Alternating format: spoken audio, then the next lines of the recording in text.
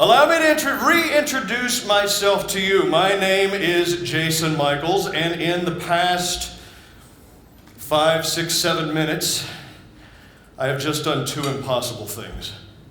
The first impossible thing that I did was to step out on stage with Tourette's syndrome. The second thing that I did was to escape from a straitjacket, something that it was believed for over 100 years could not be done.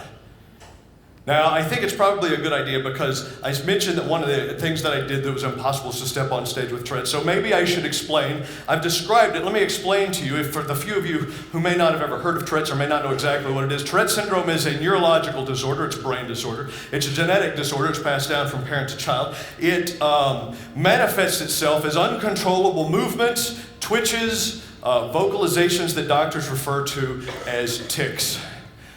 Most people that have heard of Tourette's syndrome have heard of that. They hear it's that strange sort of disorder that makes people curse uncontrollably and makes all of you very uncomfortable.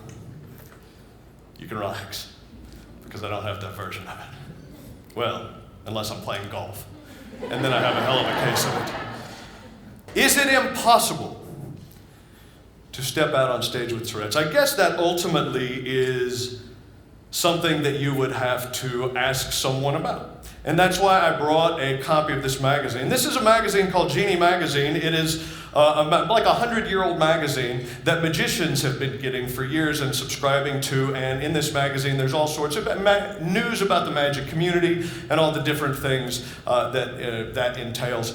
About 10, 12 years ago, there was an article written about me in the magazine, and it was about a first impression. And so I want to share with you a first impression, someone's thoughts on that first impression. And here's what the person who is now a very close friend of mine, here's what they said. 10 years ago, I was preparing to MC a show for the local magic club in Nashville.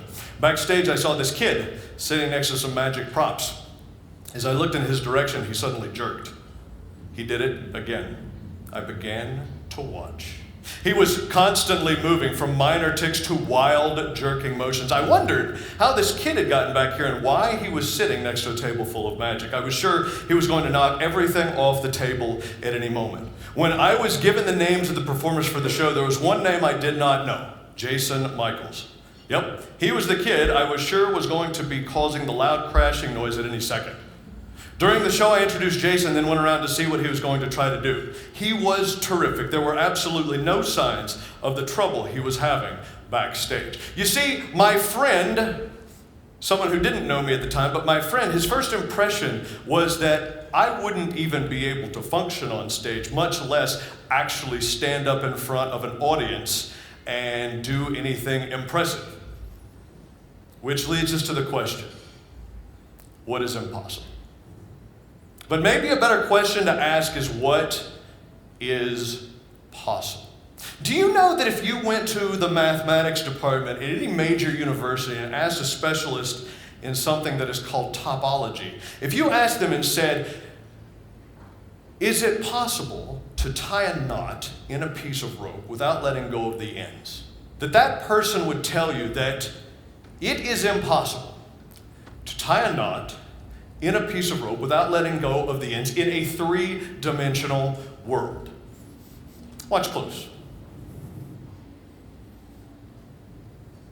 So far, so good? Yes? Watch close. Have I let go? No? Continue watching. That was the tricky part. Are we still good? Okay. Watch close. 1, 2, 3, just like so.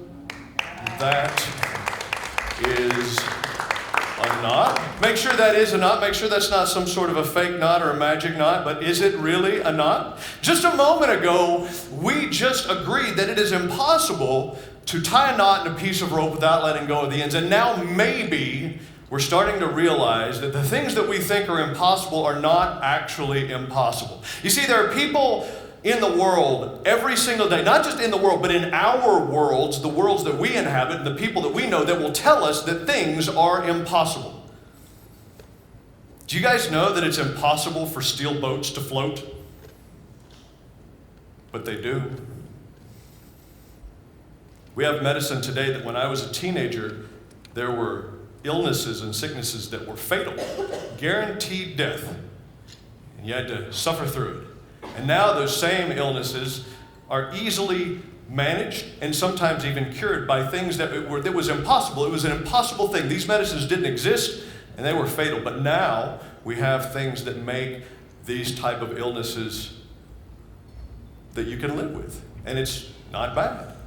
What about sports? Men and women who work hard are able to break impossible barriers in sports every single year. My life, you see, impossible breakthroughs happen all the time.